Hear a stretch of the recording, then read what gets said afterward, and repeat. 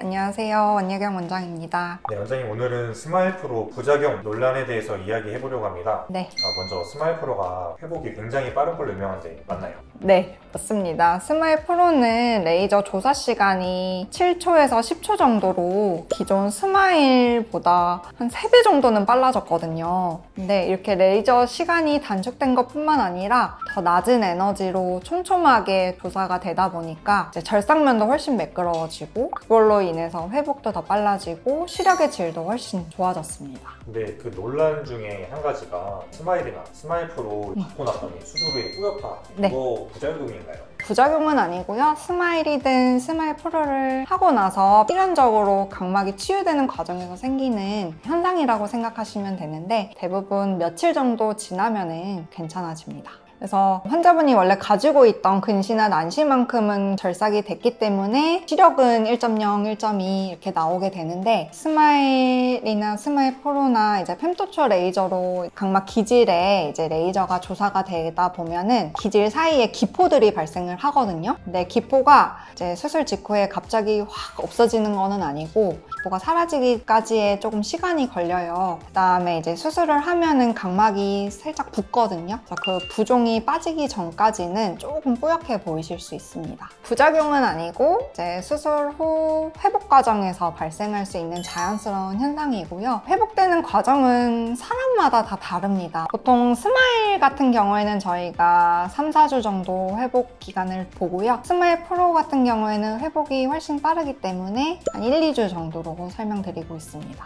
근데 만약에 이 이후에도 계속 뿌옇거나 하면은 다른 문제가 있을 수 있기 때문에 그때는 안과에 가셔서 진료를 보셔야 될 것 같습니다.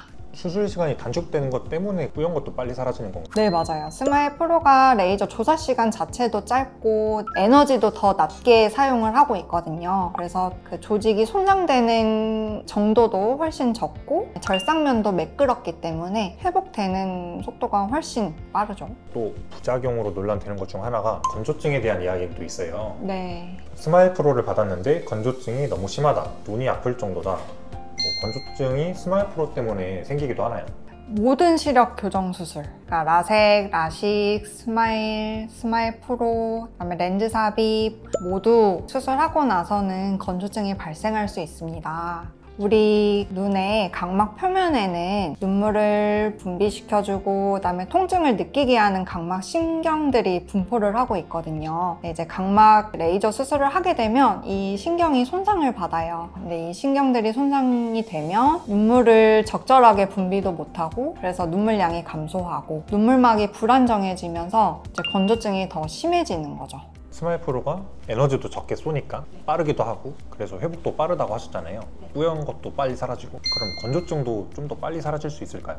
라식이나 라섹보다는 이제 스마일 프로가 각막 신경 손상 정도가 훨씬 적기 때문에 건조증이 발생할 가능성도 훨씬 적습니다. 라섹 같은 경우는 상피랑 그 앞쪽 기지를 절삭하는 거기 때문에 각막 신경 손상 범위가 되게 넓어요. 그래서 통증도 느끼시는 거고 신경이 많이 손상된 만큼 회복도 더디고 건조증도 더 많이 느끼시는 겁니다. 근데 이제 스마일이나 스마일 프로 같은 경우에는 그 밑에 부분 기지를 절삭하는 거기 때문에 신경이 손상되는 경우는 매우 적다고 보시면 될 것 같습니다. 다른 기기를 사용하는 레이저 수술에 비해서 스마일이나 스마일 프로가 빛번짐이 심하다. 이거 맞는 얘기인가요? 빛번짐 같은 경우도 라섹이나 라식보다는 스마일 수술이 훨씬 적다고 되어 있기는 해요. 근데 빛번짐을 유발하는 요인들은 되게 다양하거든요. 근데 여기서 제가 말씀드리는 빛번짐 같은 경우는 각막 모양 변형으로 인한 고위수차, 이제 저번 시간에도 말씀드리기는 했는데 스마일이나 스마일 프로 같은 경우에는 각막 모양이 원래 모양과 비슷하게 유지가 되기 때문에 고위수차가 조금 더 적게 발생한다고 되어 있어요. 그래서 고위수차로 인한 빛번짐은 라섹이나 라식보다는 훨씬 적다고 볼 수 있죠. 스마일이나 스마일 프로 같은 경우에는 렌티큘의 밑면과 아랫면 사이에 사이드 컷 이제 미니멀 thickness라고 해서 10마이크로미터 정도의 간격을 두고 박리를 하게 되는데요. 비주맥스 장비 말고 다른 장비 같은 경우에는 이 사이드 컷이 존재하지 않아요. 이론적으로 생각을 해보면 렌티큘의 모양이 광학적으로 윗면과 아랫면이 완전히 똑같고 곡률도 똑같고 모양도 똑같고 직경도 똑같고 그 사이드 컷이 없다 하면은 절삭하고 나서 이게 딱 붙으면은 이론적으로는 광학적으로 굉장히 완벽할 것 같은데요. 사실 실제로는 그렇지 않습니다. 어쨌든 비주맥스 장비가 아닌 다른 장비를 이용해서 이제 렌티큘을 만든다 하더라도 환자분의 도수에 따라서 렌티큘의 모양이 달라지기는 하거든요. 이게 완벽하게 윗면과 아랫면이 같을 수가 없어요. 그리고 그 비주맥스 장비에 있는 그 사이드 컷이 이제 렌티큘을 안전하게 박리할 수 있게 만들어 놓은 이제 비주맥스 장비만의 큰 장점이라고 생각이 되거든요. 비주맥스 장비의 그 사이드 컷으로 인한 빗번짐 정도는 저는 거의 없다고 생각을 하고, 빗번짐 같은 경우에는 렌티큘 모양보다는 환자분의 동공 크기, 그다음에 절삭하는 면적, 그다음에 광학부 중심 이런 거에 더 영향을 많이 받을 것 같고요.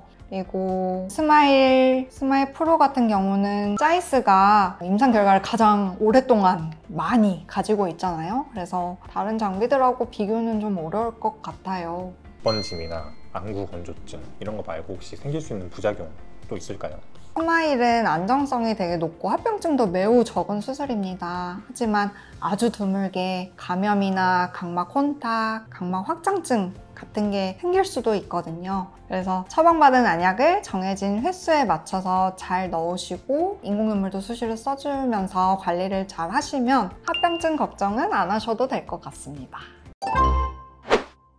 오늘은 스마일 수술의 부작용에 대해서 얘기를 해봤는데요. 수술을 알아보다 보면 부작용들을 많이 찾아보시게 될 것 같아요. 근데 실제로 각막 확장증 같이 무서운 부작용이 올 누는 수술을 권하지 않고 수술 전 검사에서 수술해도 문제가 없는 경우에만 수술을 안전하게 진행을 하고 있으니 미리 겁먹을 필요는 없으실 것 같습니다. 그래서 대부분의 경우 2-3주 정도 지나면 뿌옇게 보이는 불편감도 많이 사라지고 건조증도 많이 회복이 됩니다. 그래서 혹시라도 이외에 다른 궁금한 점 있으시면 편하게 내원해 주시면 좋을 것 같습니다.